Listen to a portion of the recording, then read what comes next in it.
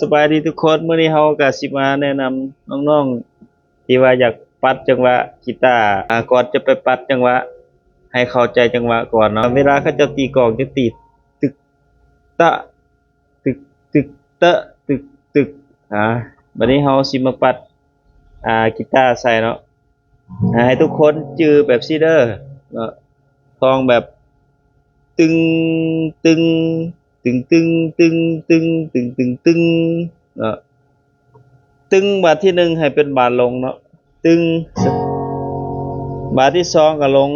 ตึงบาทที่สองจะเสมอกันเนาะหนึ่งสอง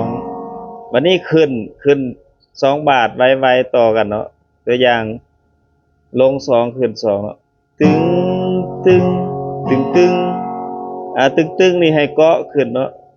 ถ้าเอามือกวักขึ้นหนึ่งสองเนาะตัวอย่างตึงตึงตึงตึง4 บาทแล้วเนาะให้นับฮอด9 บาทเด้อรอบที่1นับเป็น9เลยเนาะ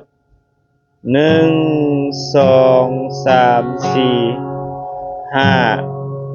6 7 8 9 7 8 9นี่ให้ลง7 8 9เป็นบาทลงเนาะ7 8 9ไว้แล้วตัวนี้7 8 9เนาะเวลาเฮารวมกันก็เป็นตึงตึงตึงตึงตึงตึงตึงตึงเข้าใจบ่ทุกคนนับเป็น9 บาทเนาะ1 2 3 4 5 6 7 8 9 1 2 3 4 5 6 7 8 9เวลาเฮาปัดจะได้